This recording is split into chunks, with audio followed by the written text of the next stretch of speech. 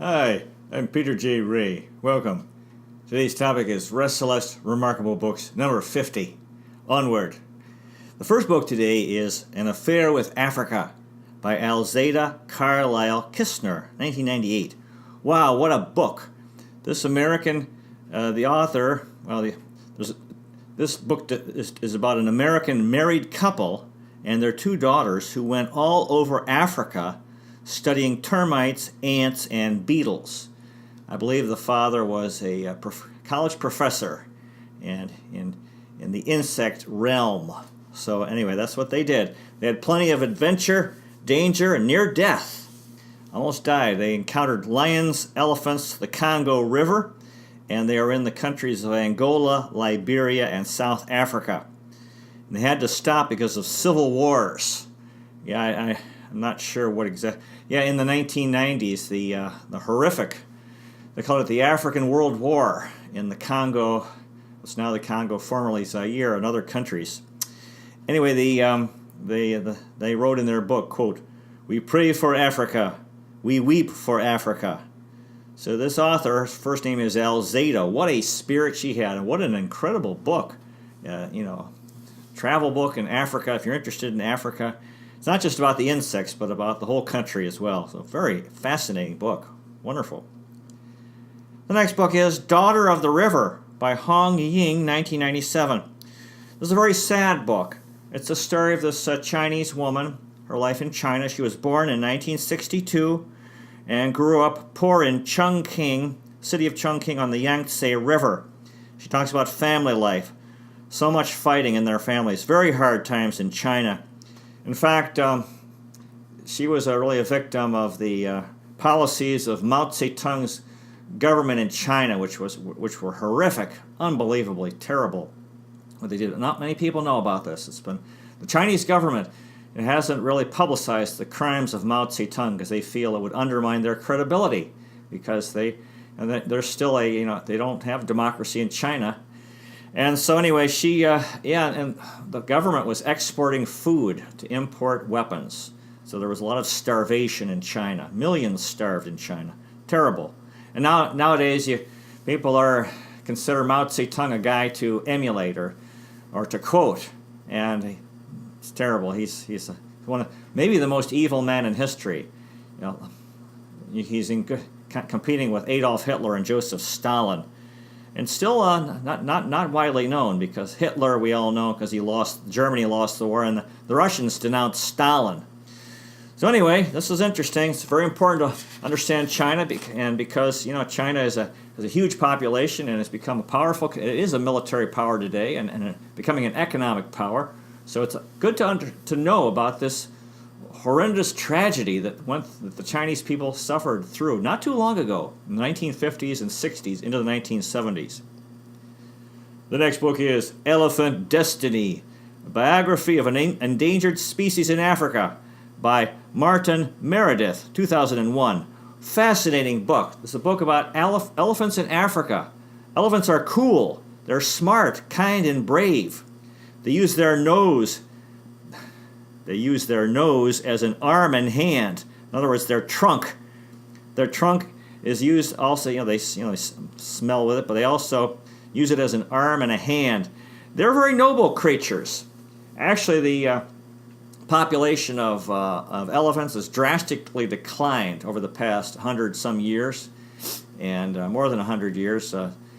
It's very, very, very limited numbers now. It's very tragic because they were killed for their ivory.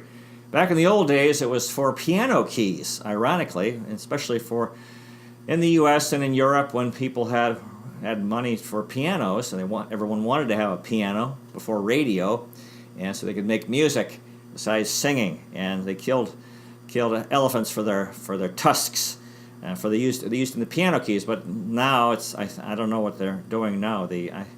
But they're still being killed, and for decorative things, I think, and. Anyway, so hopefully we can save the elephants because they certainly are an amazing, very noble creature. Beautiful. The next book is The Reluctant Fundamentalist by Mohsin Hamid, 2007. This is a very interesting book. The author is a Pakistani guy. He's from Pakistan, formerly West Pakistan, formerly part of British India, formerly the Mughal India, really part of India, but then separated from India at independence because the population was Muslim and India was Hindu. Anyway, this fellow is Pakistani. He goes to Princeton in the U.S. For college, and he gets a high-paying job in New York City.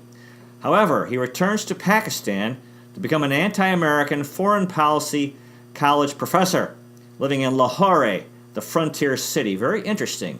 Yeah, Pakistan is a country we ought to pay more attention to because it has nuclear weapons, and they have a lot of these Islamic jihadists, who want to make war on Western civilization, and it borders Afghanistan, and this ever-present danger of nuclear war between India and Pakistan, and of course, and if some crazy government took over of some Taliban-like or that type of thing took over Pakistan, they have nuclear weapons, so that's very dangerous. So hopefully, God bless the people of Pakistan. The next book is Winning the NFL Way: Leadership Lessons from Football's Top Head Coaches by Bob Lamonte, 2004. Well, I read this book in 2009, and at the time, there was talk that Mike Holmgren would become the head coach of the Cleveland Browns. I think he was the GM. Things didn't really work out. And also John Gruden, who won a Super Bowl with Tampa, and but then years later they struggled, and now he's back with the Oakland Raiders. So anyway, this is interesting. The leadership's very important, and these head coaches in the NFL have to do a good job, and they're trying to win, and so it's really important, leadership, because we need leadership in all areas of life.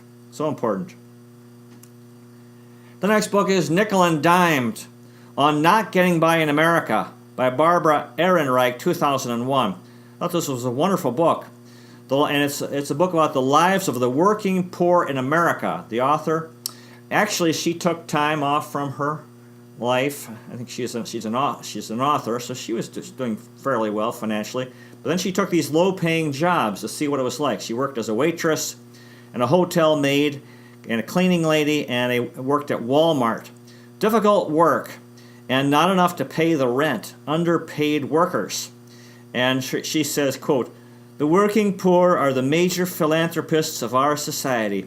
Well, I can attest to this. I worked as a nurse assistant at a nursing home for 6 months, and my take-home pay was $1,400 a month. So that's pretty tough to live on that. Not much, and it's very tough work. So anyway, interesting topic, and she decided to find out for herself what it was like to have these low-paying jobs and trying to pay your bills. Interesting. The next book is Finding Manana, a memoir of a Cuban exodus by Mirta Ojito, 2005. What a book! Wonderful book. Amazing. The author was 16 when her family left Cuba in 1980 as exiles, part of the 125,000 people Mariel Boatlift group who left Cuba at that time, when Cuba kicked out a lot of the people, or people who may have been problematic for the Fidel Castro's communist dictatorship. So she talks, she writes about her growing up in Cuba, life in Fidel Castro's Cuba, and then leaving. And then she wrote this quote: "From 1980 to 1984, I remember little but my near constant pining for Cuba. 7 years after Mariel, I was still limping through life, maimed by my exile condition. Cuba is no longer an obsession in my life. Home, that elusive concept for refugees everywhere, continues to evade me." So I thought, I lived overseas. Of course, I wasn't an exile, and I could come back to visit. I'm not sure if she ever went back to Cuba. Maybe now, but she didn't have that possibility because she was a political exile. But anyway, you leave your country, go to another country, and there is this homesickness. And she left at a very, vulnerable time in her life. She's 16 years old, so she was very nostalgic for Cuba, even though it was a communist dictatorship. But it's what she knew, and she had this simple life, her friends and the community, and relatives and so forth. So she had a tough time in the U.S. because very different lifestyle, and I really enjoyed this book. She did a good job. Very interesting. The next book is A Man of Faith, The Spiritual Journey of George W. Bush by David Aikman, 2004. Oh, I thought this was a tremendous book. George W. Bush, son of a president, and he's Mr. Personality, Texas Rangers baseball team co-owner, two-term United States president. And he brought democracy to Iraq and Afghanistan. He took on these very, very tough wars, and he had support for Afghanistan after 9/11, but a lot of opposition for Iraq. We'll have to see how we've spent a lot of money in those wars, and some young American fellows, men and women, have been really traumatized in Iraq and Afghanistan. But hopefully there was some good will come out of it. And Bush is a very funny guy, and the thing I admired about him, all the opposition he got, all the ridicule and criticism that he received, and at the end of his term, he came out smiling. He wasn't destroyed by it, unlike a guy like Richard Nixon, who was devastated by all the criticism that he received. So this is a very, very wonderful book. The next book is The Psychology of Baseball, Inside the Mental Game of the Major League Player by Mike Stadler, 2007. So this is an interesting topic. You hear about guys, and we don't know how important our mind is. It's so important. And guys, in baseball, if you're a baseball player, if you're a 300 hitter, that means you're getting a hit 30% of the time, and that means 70% of the time you're making an out. And so the thing is to keep positive. And guys, they go for a while without getting a hit and tend to become.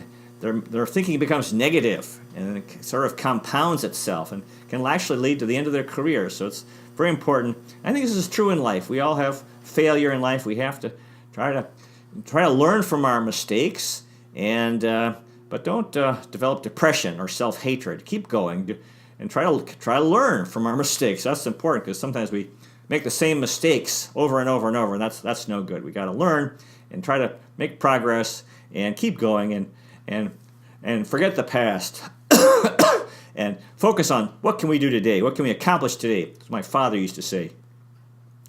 The next book is The Hamilton Case by Michel de Kretzer, 2003. This is a novel set in British Ceylon, the old colony of Ceylon, British colony. They call it the teardrop of India. Now it's the country of Sri Lanka off the coast of southeast India. And so this is going back, it's a sort of historical novel. A wealthy family, not much love. A big house in the jungle. Loving England. The law, courts, murder, and tragedy. Yeah, so the colonial era, the colonial experience. In this case, the British colonial experience in Ceylon really is, you could say, a part of India. Same place, same culture, and a very interesting story if you wanted to get to know an obscure part of the world and a time in the past, what it was like there. Interesting.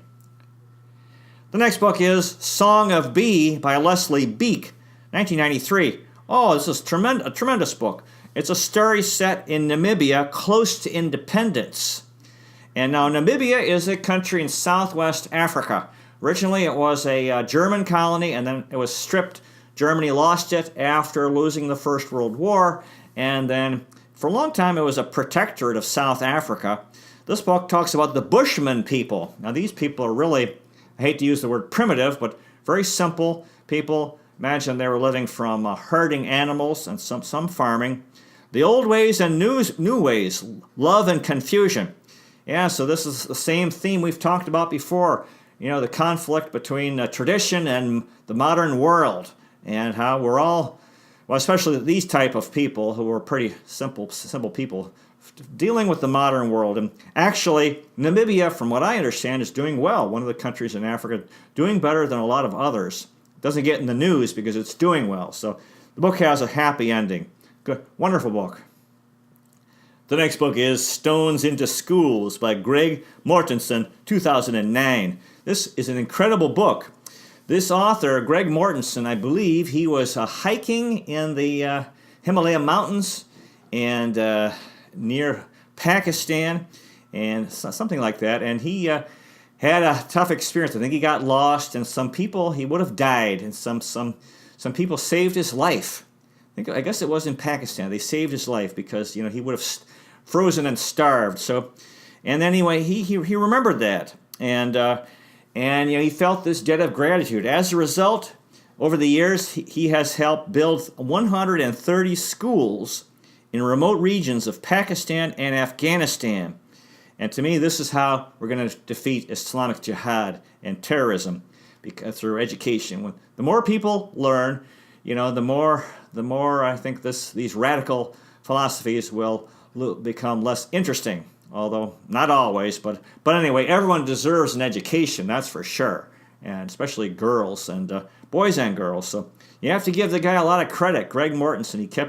He paid this debt that he felt he would have died if these people hadn't helped him. So he came back and has done so much good. Very, very inspiring story. Shows what one guy can do. The next book is The Philippines, Shattered Showcase of Democracy in Asia, by Beth Day, 1974. I thought this was a wonderful book, tremendous. And, it does support the Ferdinand Marcos dictatorship. And because he had, it was very debatable. He had declared martial law in 1972 and 1974. People were hoping, I think early on, Filipinos were very hopeful that his dictatorship would be positive. And I guess it's debatable whether, you have your Marcos loyalists and then you have the anti-Marcos people. And so, but anyway, this came out in 1974. And if you read Philippine history books, they talk about he was a good president, and actually he was elected in 65, reelected in 69. So by 74, he had been in office for 9 years, and of that, 1 year as a dictator. And but anyway, it's all debatable, and she was implying or making the case for the Marcos dictatorship. Of course, it was early on, and he remained in power for another 12 years. Interesting. The next book is Shooting the Bow by Tracy Johnston, 1992. This is an incredible book. It's a river adventure in Borneo, and so plenty of hardships. Yeah, some of these people, you have to admire them. They go to different parts of the world, and they really challenge themselves, put themselves in very tough situations physically, things that are scary, and make very tough situations. And anyway, the author wrote this quote: "All the true wisdom is to be found far from the dwellings of man, in the great solitudes, and can only be attained through suffering. Suffering and privation are the only things that can open the mind of man to that which is hidden from his fellows." And she was quoting in Jugurtsk, an Eskimo, in 1922. And then she quotes Ralph Waldo Emerson, quote, "The wise man in a storm prays God not for safety from danger, but for deliverance from fear." So she's promoting the idea of courage. And I guess she took this very tough river trip in Borneo to try to develop her own courage or prove her courage and so forth. So they went through hard times with the elements, the heat, the mosquitoes, the perspiration, the dirt, and the rain and everything. And anyway, it's really an amazing book. It's really something what people do, go around this world and the situations they get in, and they triumph. Wonderful. The next book is Saga and Triumph: The Filipino Revolution Against Spain by Onofre D. Corpus, 1999. This is an outstanding book. It's a Philippine history about the revolution and these different individuals who were players in that event, or that series of events, that time period, which started with, Filipinos were getting fed up with Spanish rule, which had been going on for more than 300 years, and Jose Rizal wrote a couple novels which really inspired Filipinos to believe in themselves, that they were worthy, because the Spanish had been telling them, "Oh, you people are no good," for centuries. And so that he played a major role. And then Andres Bonifacio started the War of Independence, and they started the KKK, the Katipunan, not the KKK. Anyway, this secret organization, and then Emilio Aguinaldo, the leadership transferred to him, and then they kept fighting. Bonifacio died. He was actually started a civil war within the revolution. Was arrested and executed, and then eventually they lost. The U.S. came, but this is a wonderful story, very interesting. You have to admire the courage of those Filipinos who were willing to fight Spain for independence, so Filipinos could decide their own fate. Wonderful history book. The next book is Spaulding's World Tour, the epic adventure that took baseball around the globe and made it America's game, by Mark Lamster, 2006. You know, interesting thing today, we live in a global world with airplanes and computers, high-speed communication and transportation. And the NBA has become a very popular international sport, and the NBA has promoted itself around the world, and people all over the world support the NBA. And this is kind of the beginning of this, not the NBA, but baseball. Some of these fellows, early guys in baseball, decided to promote baseball around the world to try to make it popular. And this, and starting in October 1888, wow, that's a long time ago, to April 1889, they had this world tour promoting baseball.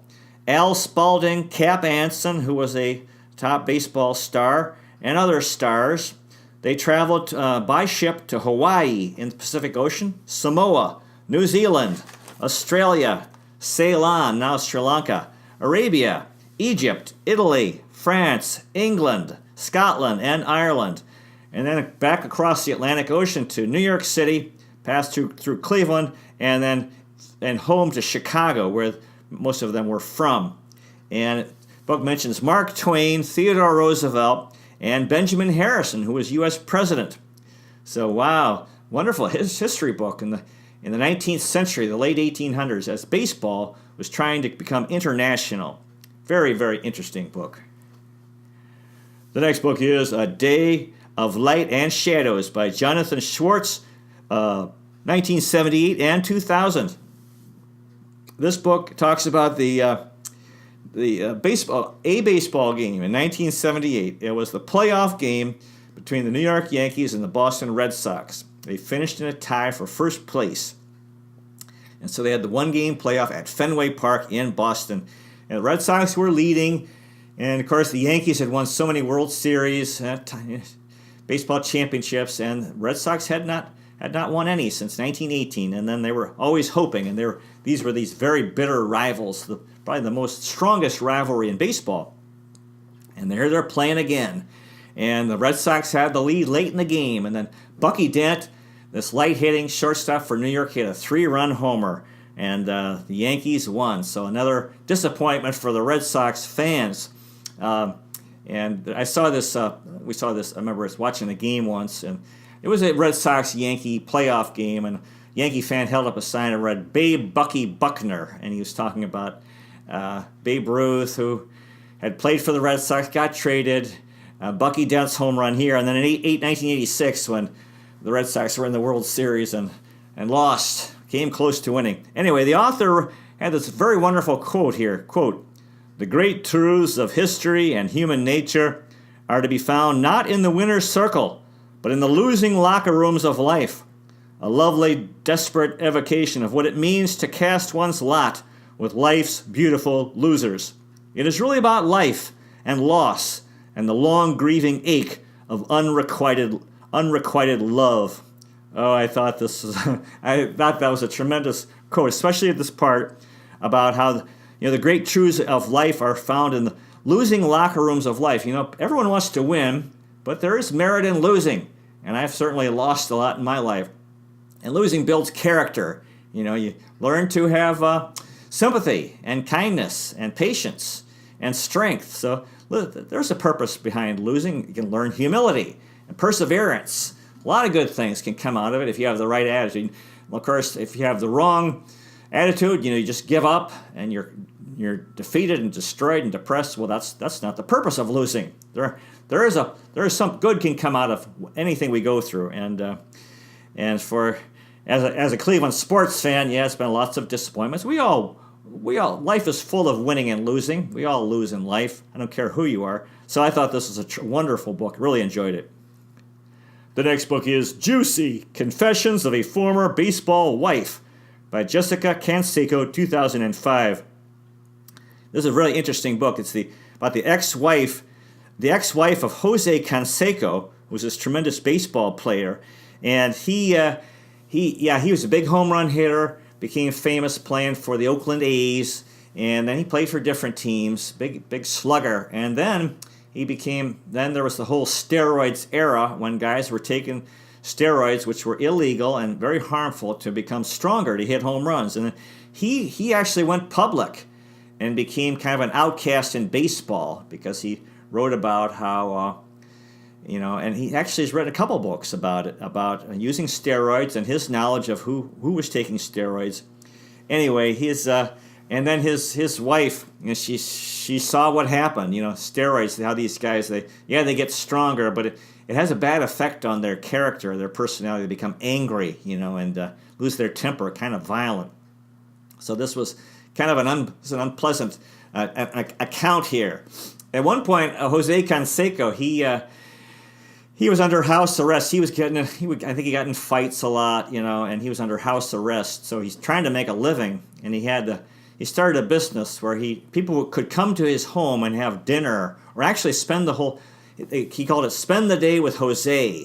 And they think they spend like $10,000, or I don't know, maybe not that much, just to spend the day with Jose Canseco, because he couldn't go out and work. So this kind of shows this, again, the whole issue of fame, and which I've been attracted to fame, and we have to give up things like this on the road to liberation, the road to union with God, because famous people don't find lasting happiness through fame. This is a good book. This book is a good example of that. The next book is Honus and Me, a baseball card adventure by Dan Gutman, 1987. This is a children's book. Wonderful. This series of same title or similar titles. It's an incredible book. There's time travel to 1909 and to the 1909 World Series and Honus Wagner from the Pittsburgh Pirates. Now this boy, he travels. He's a Little League failure, kind of like me. I had the same experience, a failure in Little League baseball. And this is all based on the fact that the most expensive baseball card is the Honus Wagner card, worth $450,000. Anyway, the Pirates won the championships in 1909, and this character, this boy, Joe Stoshak, was this also a hero of the book. I can't tell you more than that, but it was a very interesting book. I love these time travel books. The other one was Babe and Me, and he does these other books that they're similar and involve time travel in baseball cards. The next book is Free at Last, The Sudbury Valley School by Daniel Greenberg, 1987. Wow, what a book. And some consider this the best school in the world. It is located in Framingham, Massachusetts, in the United States of America. And they have, at that school, there is freedom, wisdom, respect, love, work, play, joy, democracy, beauty, happiness, and miracles. So, really incredible. I know what I remember from this book is that the students are not pressured to go to class. There's no pressure, and I believe it's a boarding school. They come to school, and they don't have to go to class. And then sooner or later they get bored with, just sort of being idle. So they want to go to school. And the students also decide what courses they want to take. There are teachers there, but it's completely up to the students and how long the class lasts. The beginning and ending of a class. How many months. It's up to the students. And then there are no grades. They just take these classes. But then when it comes time to go to college, they don't have a high school transcript, but so when they are applying to colleges, they have interviews, and these colleges find, wow, these kids are amazing. They've developed interests in several different subjects, and then they are accepted, and they do very well in college. So this is an amazing story. Thank you very much for watching. We're out of time. God bless you. Hope you find a good book to read, and I'll see you next time.